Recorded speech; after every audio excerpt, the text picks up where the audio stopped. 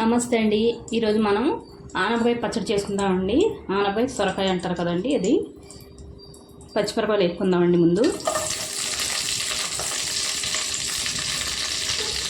ఒక 1/2 కేజీ ఉంటాయండి ఆనపకాయ ముక్కలు. 15 పచ్చిమిర్చి అండి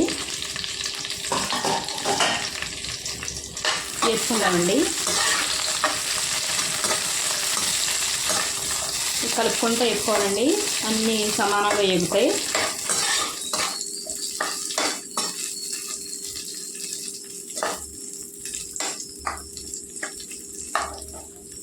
చాలా టేస్టీగా ఉంటుందండి ఆనపకాయ పచ్చడి. ఇందులో కొత్తిమీర అన్నీ వేసుకోవచ్చండి, నేను ఏం వేయట్లేదు. ఇప్పుడు కరివేపాకు ఉంటే కరివేపాకు వేసుకోవచ్చు, కొత్తిమీర వేసుకోవచ్చండి, వంకాయ వేసుకోవచ్చండి. నేను ఏమి లేకుండా సింపుల్గా చేసేస్తున్నానండి ఇవాళ. కొద్దిగా వేగిన తర్వాత చూద్దామండి. చూడండి, సమానంగా వేగినాయండి పచ్చిమిర్చి. ఇప్పుడు 1 స్పూను జీలకర్ర వేసుకోవాలండి. ఇది వేసుకోవాలండి.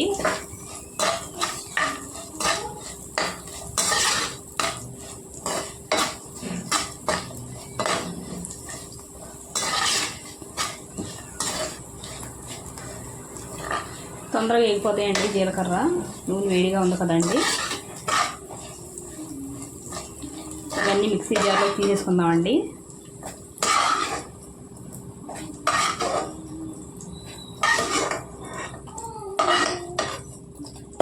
తీసుకొని చూద్దామండి.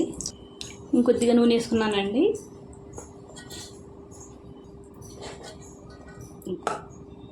ఇది చూడండి, తొక్కలతోటి వేసుకుంటున్నానండి. కొద్దిగా గీరానండి అంతే, పైన వేసుకుందామండి.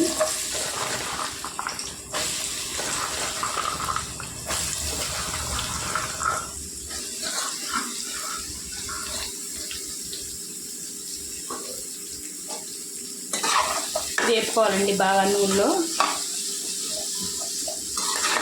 నేను పసుపు వేయనండి పచ్చడిలో. పసుపు వేస్తే పసుపు వాసన వస్తుందండి, టేస్ట్ ఉండదు. దాని గురించి నేను పసుపు అసలు వేయనండి. రోటి పచ్చడి ఏ పచ్చడికి వేయనండి నేను.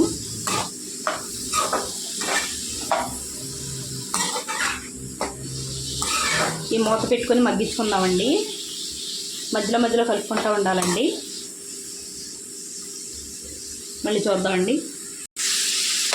చూడండి, నీళ్ళన్నీ ఇంకిపోయే వరకు ఇలా వేసుకోవాలండి ముక్కలు,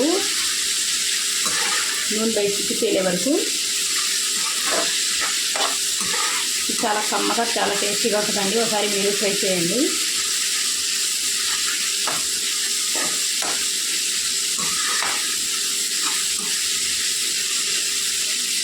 ఇప్పుడు కొద్దిగా చింతపండు వేసుకోవాలండి. చిన్న నిమ్మకాయ అంత వేస్తున్నానండి. స్టవ్ కట్టేసుకొని ఇవన్నీ చల్లారి పెట్టుకుందామండి. చల్లారిన తర్వాత చూద్దామండి. చూడండి, ముక్కలు చల్లారిపోయినాయండి. జార్లోకి తీసుకుందాం అన్నీ.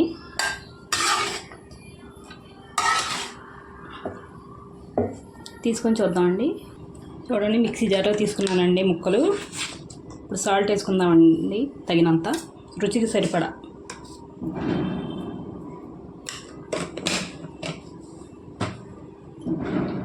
వెల్లుల్లిపాయలండి 15 అండి. మిక్సీ వేసుకొని చూద్దామండి.